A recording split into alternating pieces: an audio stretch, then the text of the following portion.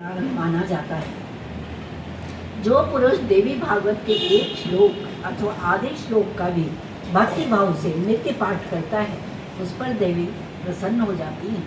इसका पाठ और श्रवण करने वाला मनुष्य धर्म, अर्थ, काम और मोक्ष के फल का अधिकारी हो जाता है।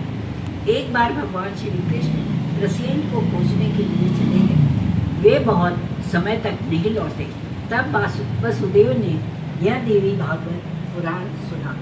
इसके प्रभाव से उन्होंने अपने प्रिय पुत्र श्री कृष्ण को शीघ्र पाकर आनंद लाभ किया।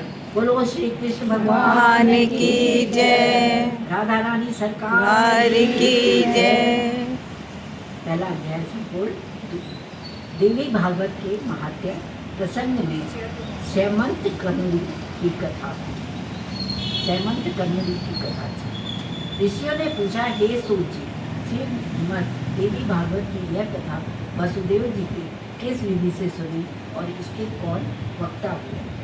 सूत जी बोले, भोजवंशी राजा सत्राजित द्वारका में सुखपूर्वक रहते थे।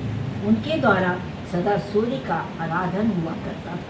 भगवान सूर्य ने सत्राजित की भक्ति से परम प्रसन्न होकर उन्हें स्यमंतक नामक एक बड़ी दी। प्रतिदिन 8 बार सुवर्ण देने वाले वह मणि जहाँ रहती थी, वहाँ महामारी, दुर्भिक्ष एवं अन्य उत्पाद संबंधी भय कभी नहीं ठहर सकते थे। सत्राजित के एक भाई थे, उनका नाम प्रसेन था। एक बार वो उस मणि को गले में धारण कर घोड़े पर सवार हुए और शिकार खेलने के लिए वन को चल पड़े। उन्हें देखा और घोड़े से मार कर मणि ले ली। इस वन में रहने वाले ऋक्षराज जामवन ने सिंह को मणि लिए हुए देखा। अतः बिल के द्वार पर ही सिंह को मारकर उससे मणि छीन ली और उसे अपने पुत्र को खेलने के लिए दे दिया। कुछ समय बाद जब प्रसेन नहीं लौटे, तब सत्राजित को महान दुख हुआ। उसने कहा, पता नहीं किसे मणि पाने की इच्छा हो गई, जिसके हाथों प्रसेन काल का ग्रास बन गया।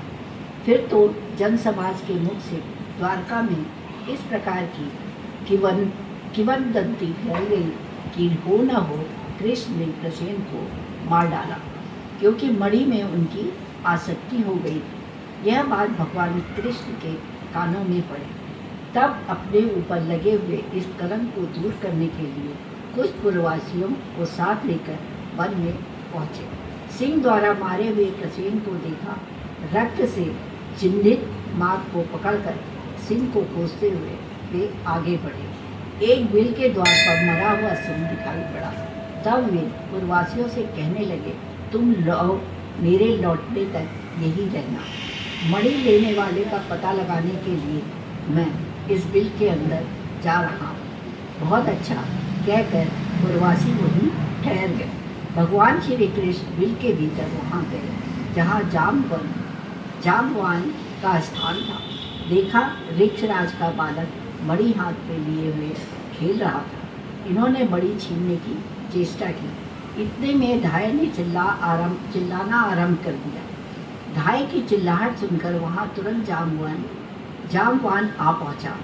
उसका भगवान श्री कृष्ण के साथ युद्ध आरंभ हो गया।